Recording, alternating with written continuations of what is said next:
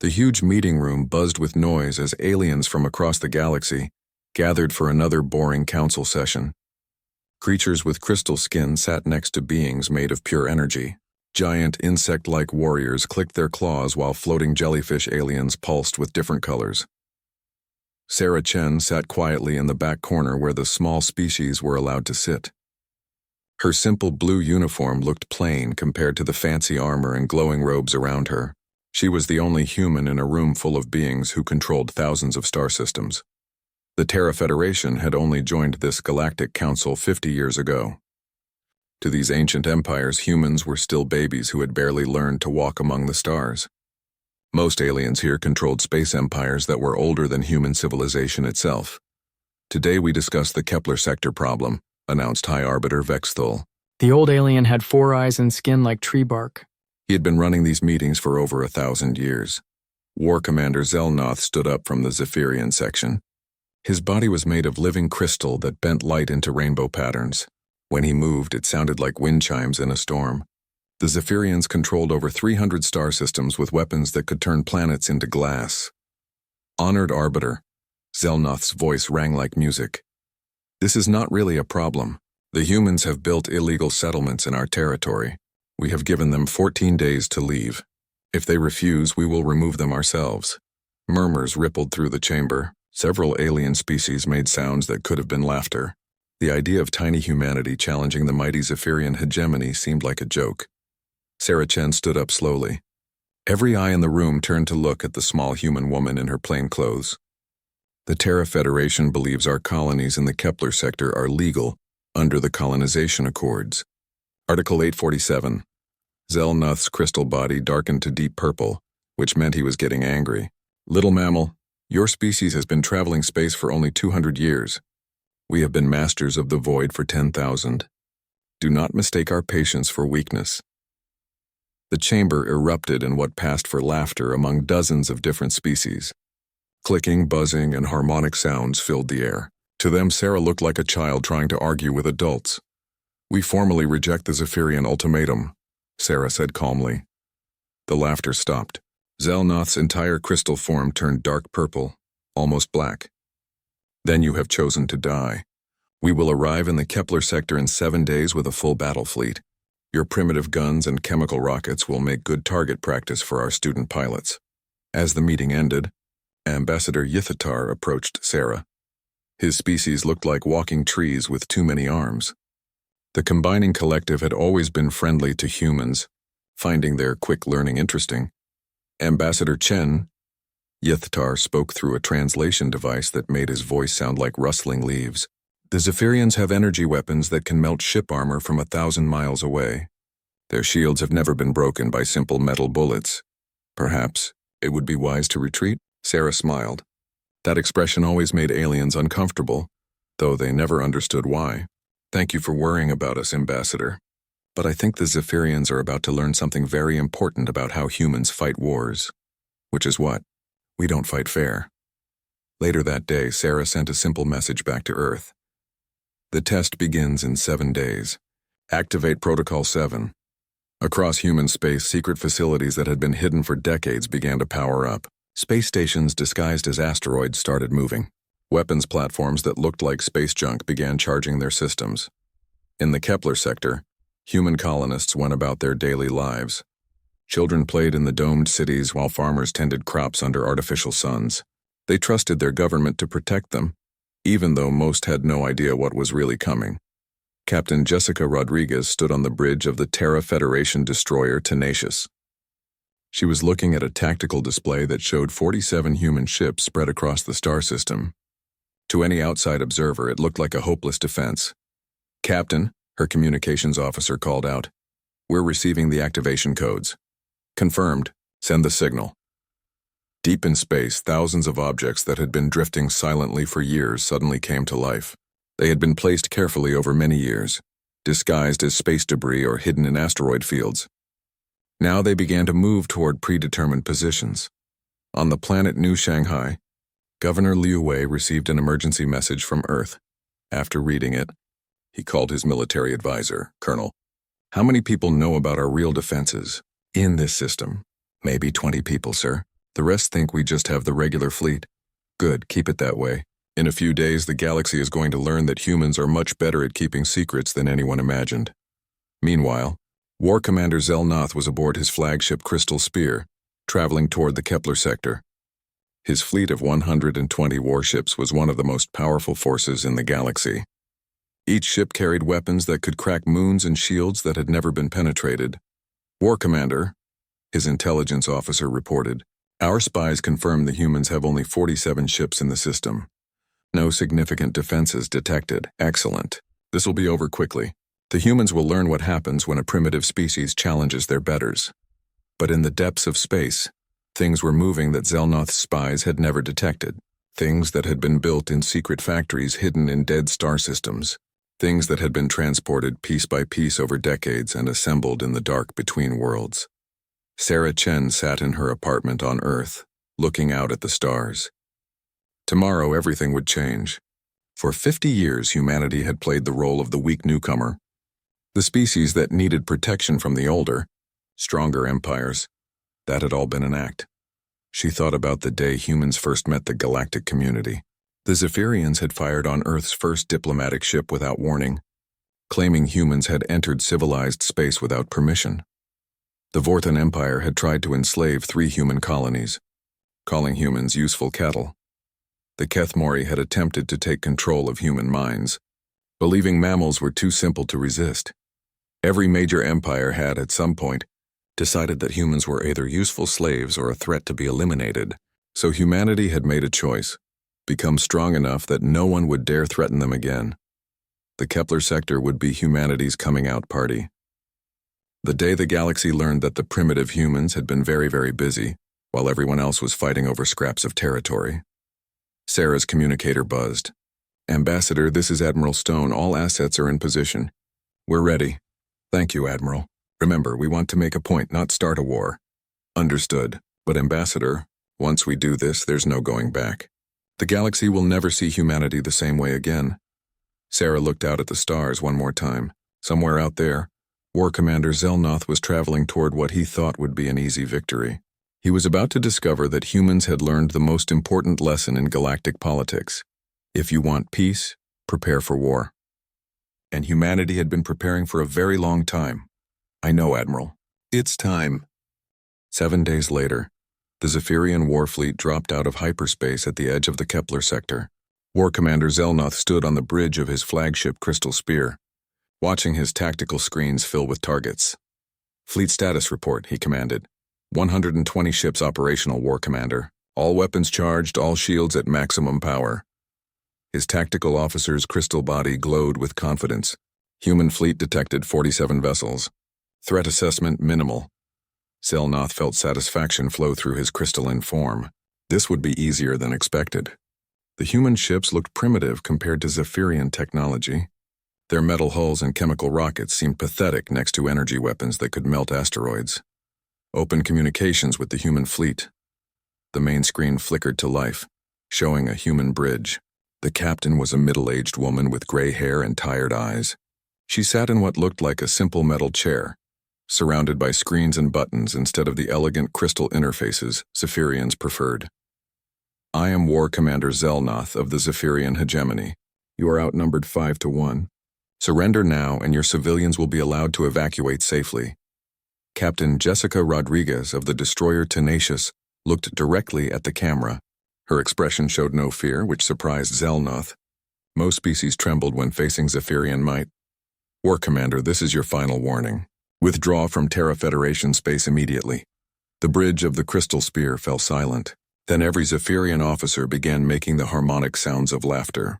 A warning? From 47 primitive ships facing over 100 advanced warships? The audacity was almost amusing. Captain, Zelnoth's voice carried what he thought was kindness. Your courage is admirable but foolish. Our shields alone could withstand everything your entire fleet could throw at us for days. Your metal bullets cannot even scratch our hulls. War Commander, Captain Rodriguez replied, and something in her voice made Zelnoth pause. Was that pity? You're absolutely right. Our fleet couldn't scratch your paint. Zelnoth nodded. Good, the human understood the situation. Then Rodriguez continued, and her next words changed everything. That's why we brought friends. Every tactical screen in the Zephyrian fleet suddenly exploded with new contacts. Hyperspace emergent signatures were lighting up all around them. Not dozens, not hundreds, but thousands. Scanner officers across the fleet stared at their displays in growing horror as ship after ship materialized out of nowhere. Status report. Zelnoth's harmonic voice cracked with shock. Sir, massive hyperspace emergence detected. Fleet strength. The tactical officer's voice failed as he tried to process the numbers. Sir, I'm reading over 6,000 vessels. They're surrounding us in a perfect sphere. Zelnoth's crystal form flickered between colors as his nervous system struggled to understand this information. 6,000 ships?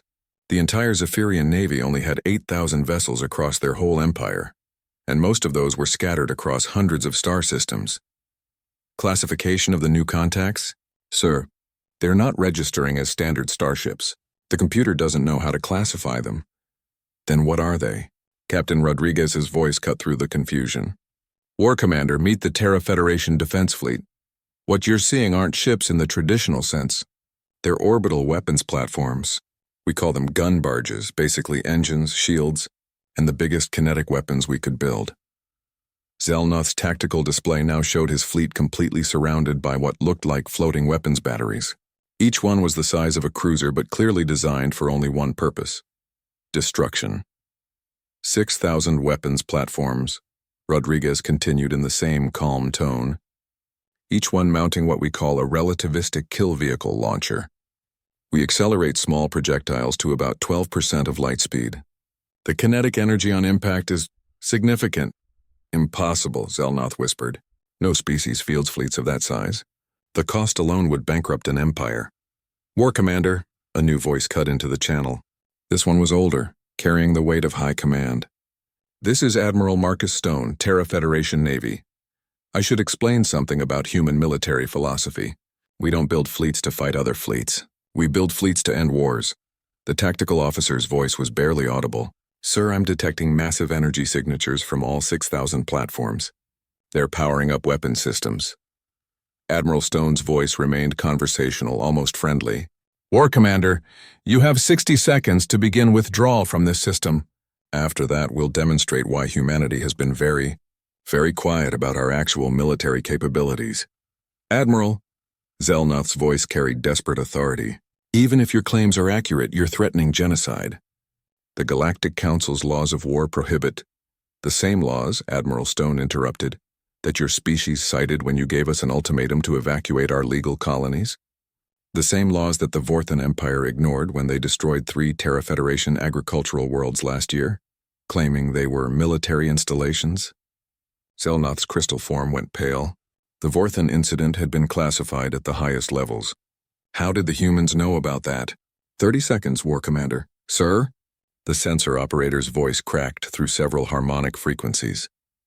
Deep scan complete on the human weapons platforms. The energy signatures. Each platform is generating enough power to run one of our capital ships. 15 seconds. Sir, another voice from across the bridge. I'm detecting additional signatures throughout the system. More platforms powering up, hidden in the asteroid belts behind the gas giants' moons. Sir, there are thousands more throughout the entire star system. Zelnoth's mind reeled. The humans hadn't just brought a fleet. They had turned the entire star system into a fortress. But when? How? Intelligence reports had shown nothing like this. The humans were supposed to be primitive, barely capable of interstellar travel. 5 seconds, War Commander. Wait! Zelnoth's harmonic scream echoed across all frequencies. We withdraw. We withdraw immediately. Smart choice, Admiral Stone's voice carried what might have been relief. You have 1 hour to clear the system's hyperspace limit. And, War Commander, you might want to update your intelligence files. The 47 ships you detected, those are just our patrol vessels.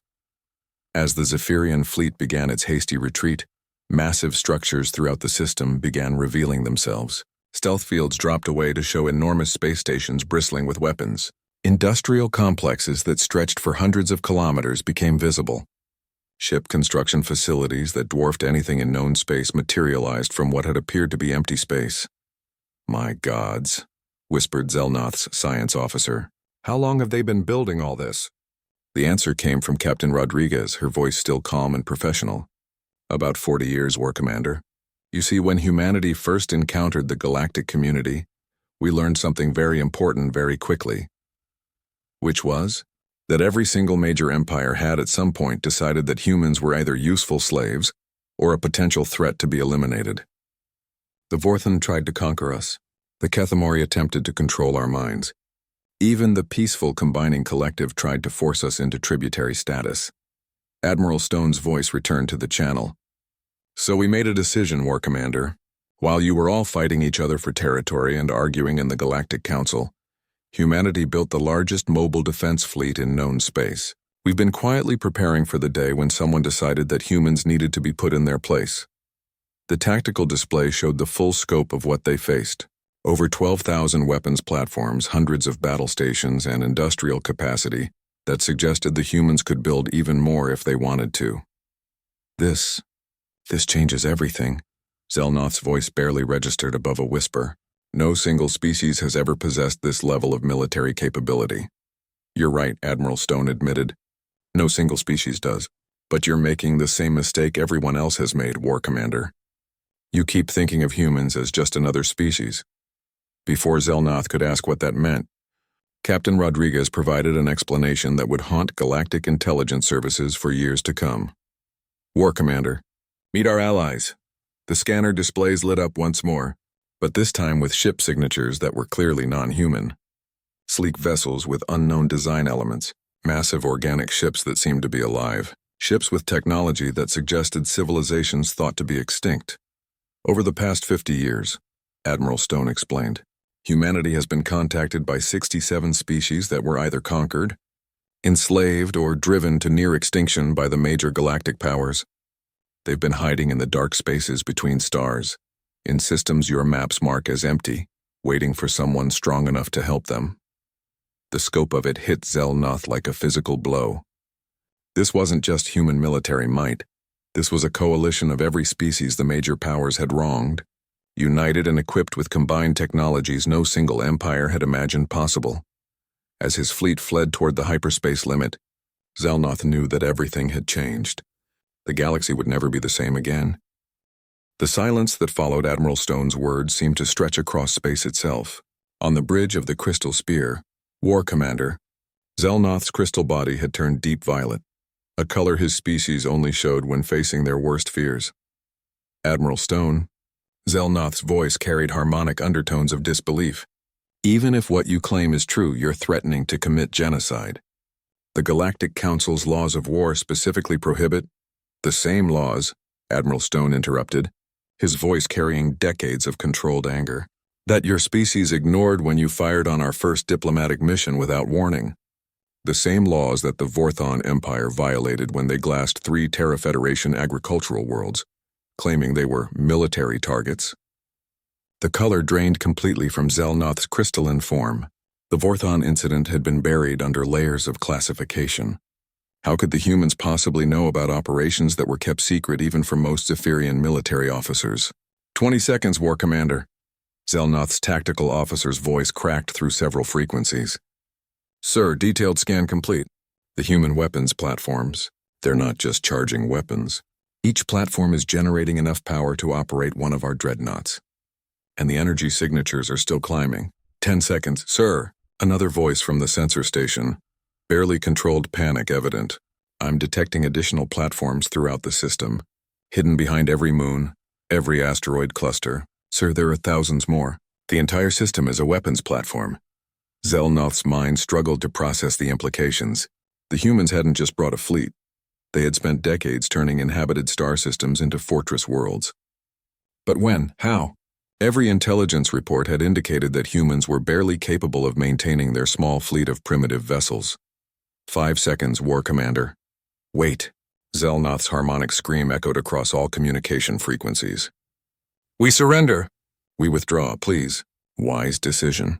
Admiral Stone's voice carried what might have been genuine relief. You have exactly 1 hour to clear this system's hyperspace limit. And, War Commander, when you report back to your superiors, you might want to suggest they update their files on human capabilities. As the Zephyrian fleet began its emergency retreat, the true scope of human preparation became visible.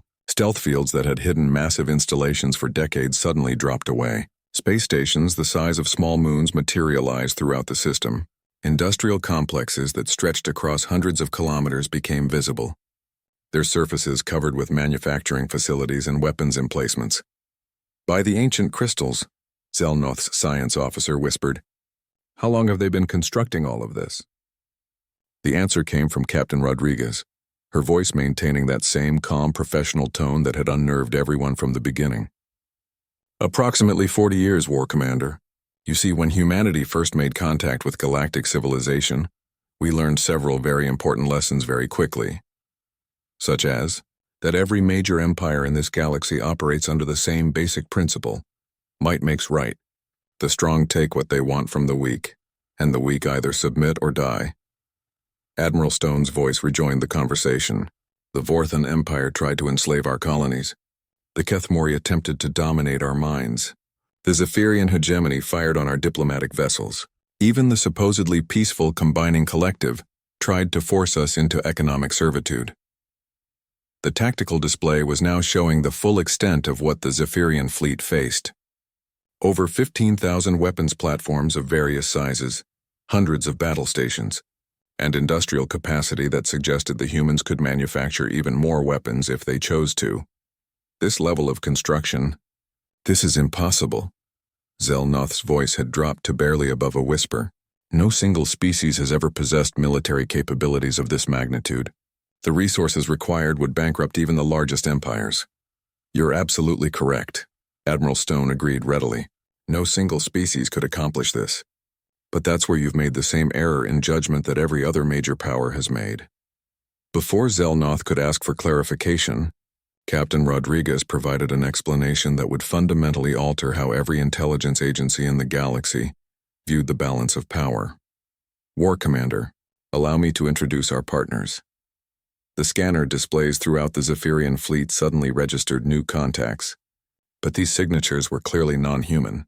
Sleek vessels with design aesthetics that suggested the Tau Ceti colonies, massive bioships that could only belong to the legendary gardener species, even ships with architectural elements that resembled extinct civilizations.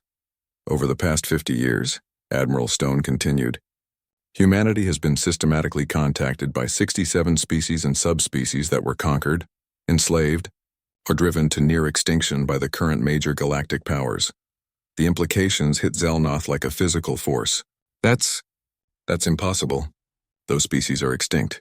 Our records clearly show. Your records show what your governments wanted them to show, Captain Rodriguez interrupted. Every species that was declared too primitive to matter. Every civilization that was conquered and then forgotten. Every race that was driven from their homeworlds and assumed dead. They didn't die, War Commander. They went into hiding. Admiral Stone's voice carried the weight of years of careful planning. They hid in systems your maps marked as unsurveyable, in pocket dimensions that your scientists convinced themselves were empty, in the dark spaces between stars where no one thought to look for survivors. The scope of the deception was staggering. The major powers had spent centuries believing they had successfully eliminated or absorbed dozens of species, never realizing that their victims had simply become very good at staying hidden. This coalition, Admiral Stone continued, calls itself the Free Species Coalition. We've been sharing technology, resources, and strategic planning for 5 decades. Every advance in human military capability has been matched by corresponding developments among our allies. Zelnoth's tactical officer was studying the sensor readings with growing amazement. "Sir, the non-human vessels, some of them are displaying technology signatures I don't recognize. Energy sources that our computers can't classify. Weapon systems based on principles we've never encountered. That's because your species never bothered to study the civilizations you conquered," Captain Rodriguez explained. "You assumed that if you could defeat them militarily, their technology must be inferior. You never considered that they might have specialized in areas your empire never explored. The veiled answers, for example," Admiral Stone added, "were nearly wiped out by the Kethmori 300 years ago, but they survived, and they've spent those centuries developing countermeasures to psychic domination. The Forge Masters were enslaved by the Vorthan Empire, but they escaped with knowledge of bioengineering that surpasses anything your current masters achieved, War Commander." Zelnoth's crystal form was cycling through colors, rapidly as his nervous system tried to process the magnitude of what he was learning. You're telling me that there's been a shadow civilization operating in this galaxy for centuries? Dozens of species working together, sharing technology, preparing for... Well, for exactly this moment, Admiral Stone replied. The moment when one of the major powers finally pushed too far and gave us the justification we needed to reveal ourselves. Captain Rodriguez's voice took on a harder edge. You want to know what we've been preparing for, War Commander? We've been preparing for the day when the galaxy's bullies finally learned that their victims had grown teeth. The communication channel fell silent as the Zephyrian fleet continued its retreat. Around them, the human weapons platforms maintained their targeting locks but held their fire. The message was clear. This was a demonstration, not an execution. War Commander, Admiral Stone's voice returned, carrying what sounded almost like sympathy. I want you to understand something important. The Free Species Coalition doesn't want war. We've all seen enough destruction for several lifetimes, but we're also done being victims. What do you want? Zelnoth asked, his voice barely audible. Recognition, Captain Rodriguez answered immediately. Representation in the Galactic Council for every species that's been denied a voice. Reparations for the civilizations that were conquered and enslaved. And most importantly, she paused, and when she continued, her voice carried the weight of decades of human patience, finally reaching its end. An end, too. The idea that military might gives anyone the, right to prey on those who can't defend themselves. As the Zephyrian fleet finally cleared the system's hyperspace limit and jumped to safety, Zelnoth found himself staring at tactical displays that would haunt his dreams for years to come. The humans and their allies had built a military force that could challenge the combined might of every major empire simultaneously. But more than that, they had revealed the existence of a shadow galaxy, dozens of civilizations that had survived conquest and extinction, hidden in the spaces between the stars, waiting for their chance to reclaim their place in galactic society. The age of unchallenged imperial dominance was over. The Free Species Coalition had announced itself to the galaxy, and nothing would ever be the same again. The emergency session of the Galactic Council was called within 6 hours of the Zephyrian fleet's retreat from the Kepler sector. Representatives from every major empire appeared through quantum communication links, their usual calm dignity replaced by obvious worry and confusion. High Arbiter Vexthal's 4 ancient eyes swept across the assembly as War Commander Zelnoth finished his report. The harmonic resonance of shocked silence filled the chamber like a physical presence.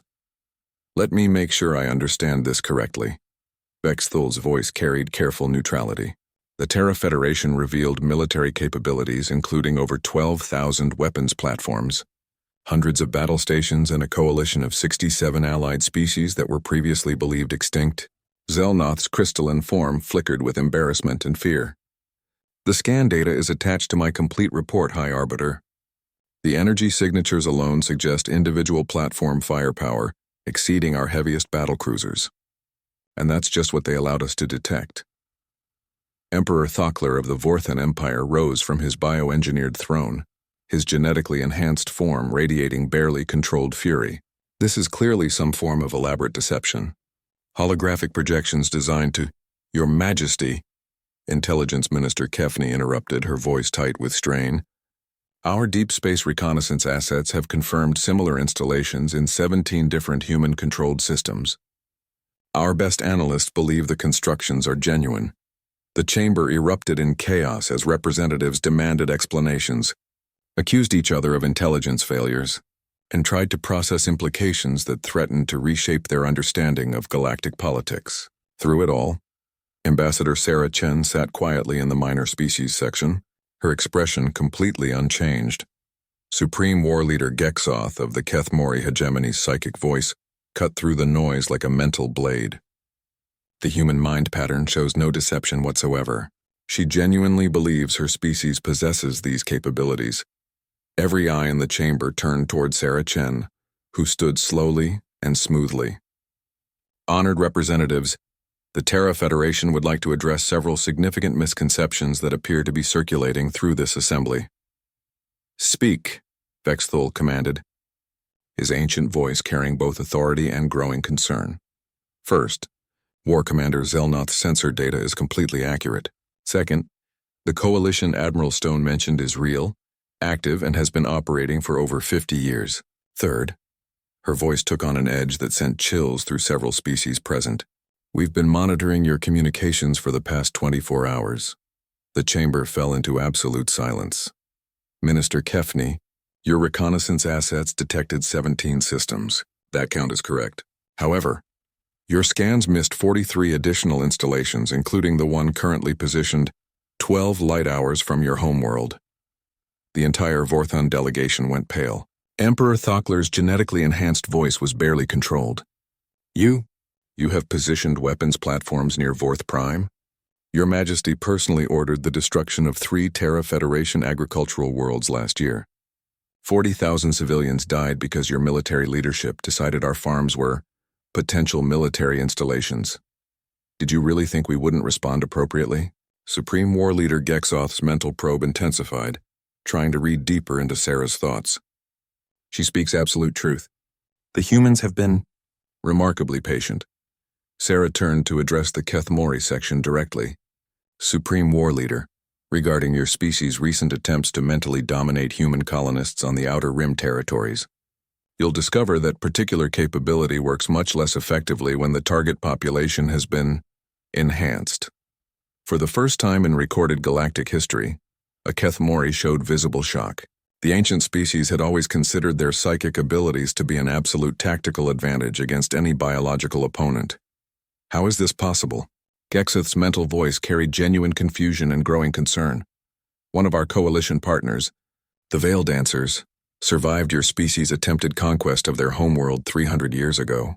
They've been extremely helpful in developing comprehensive psychic countermeasures and resistance techniques.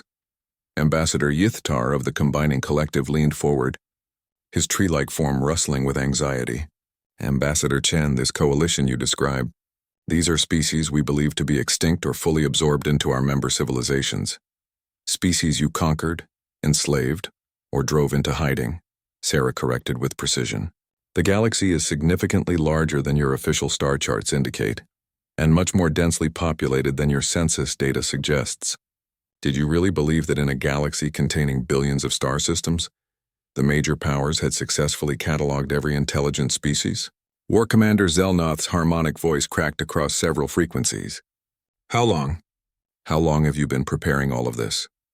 57 years, War Commander.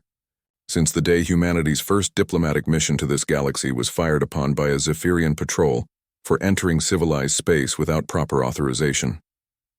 Since the day we realized that galactic civilization was simply a polite term for a protection racket operated by bullies. High Arbiter Vexthol's ancient wisdom finally began to grasp the true scope of what they were facing. Ambassador Chen, what exactly does humanity want from this council? Sarah's smile returned. That expression that had always made aliens uncomfortable, though now they finally understood why it affected them so strongly.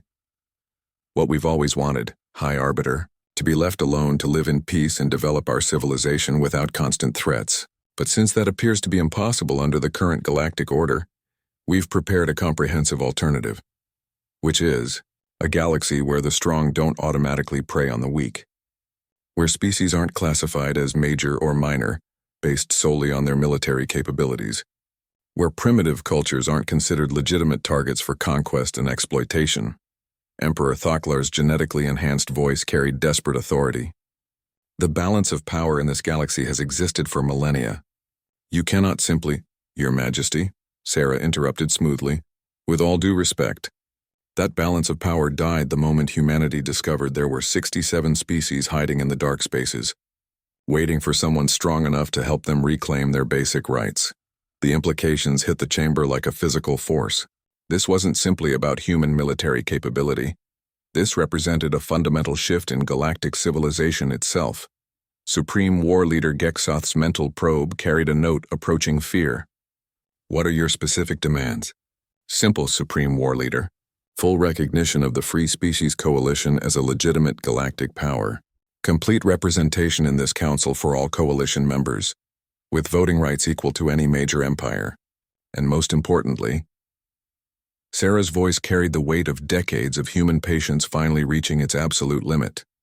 comprehensive reparations for every species that was conquered, enslaved, or driven to near extinction, to be paid by those responsible for those actions.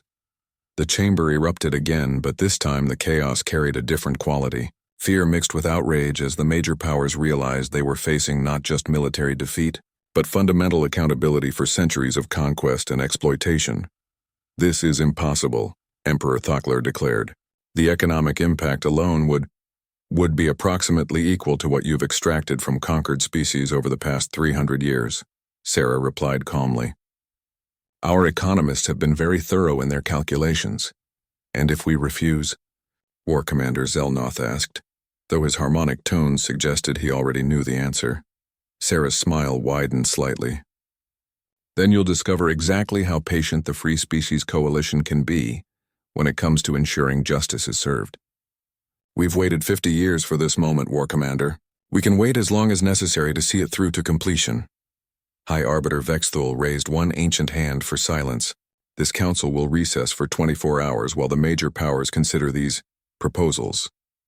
As representatives began filing out, the chamber buzzed with conversations that would have been unthinkable just hours earlier. Former enemies discussed potential alliances. Species that had been declared extinct exchanged diplomatic credentials with their former conquerors. The entire foundation of galactic politics was shifting in real time. Sarah Chen remained seated until the chamber was nearly empty, then made her way toward the exit. She paused at the door and turned back to look at the empty council floor. Tomorrow everything would change. The age of might makes right was ending, and the era of the Free Species Coalition was about to begin. 6 months after what galactic historians would later call the Kepler Revelation, the expanded Galactic Council met for the first time in its completely reconstructed chambers. Where once dozens of representatives had gathered, now hundreds filled the vastly enlarged space. Ambassador Sarah Chen no longer sat in the minor species section. The Free Species Coalition occupied an entire wing of the council floor, their representatives creating a stunning display of biological and technological diversity that made the original major powers look remarkably uniform by comparison. High Arbiter Vexthul called the session to order, his 4 ancient eyes taking in the transformed assembly. The old being had been one of the few original council members to adapt quickly to the new reality, perhaps because his species had always valued wisdom over raw strength. "The first order of business," his voice carried across the chamber with formal authority, "is the final ratification of the new Galactic Compact." The document that appeared on every representative's display represented the most comprehensive reform of galactic civilization in recorded history. The old system of might makes right had been completely replaced by a complex framework of rights, protections, and representation based on the Free Species Coalition's core principles. Emperor Thoklar of the Vorthan Empire rose slowly from his bio-throne. His once proud military bearing had been significantly tempered by 6 months of careful negotiation and the sobering reality of humanity's demonstrated capabilities. The Vorthan Empire formally accepts all terms of the new Galactic Compact. War Commander Zelnoth's crystalline form had shifted to deep blue, the color his species displayed when acknowledging superior strategy and accepting defeat with honor. The Zephyrian hegemony agrees to the terms and pledges full compliance. One by one, every former major power formally accepted the new order. They had little choice in the matter. The alternative had been made crystal clear during the demonstration events that had occurred throughout the past months. The Keth Mori homeworld had awakened one morning to find a massive human space station in perfect orbit around their planet, its presence completely undetected by their most advanced sensors, until it chose to reveal itself. The station's crew had politely requested permission to establish an embassy and begin discussions about mutual understanding between species. The Vorthan Empire's primary fleet base had been visited by a single human vessel that somehow bypassed their entire defense grid to deliver what appeared to be a fruit basket and a polite, diplomatic note suggesting improved relations between our peoples. The security implications had kept Vorthan military leadership awake for weeks. Most memorably, the Combining Collective's annual trade summit had been interrupted by the sudden appearance of a complete Free Species Coalition battle fleet, not attacking or threatening, simply attending as uninvited guests. Admiral Stone had politely requested permission to address the assembly and proceeded to give a detailed presentation on ethical trade practices in a multi-species galaxy that was both educational and deeply unsettling.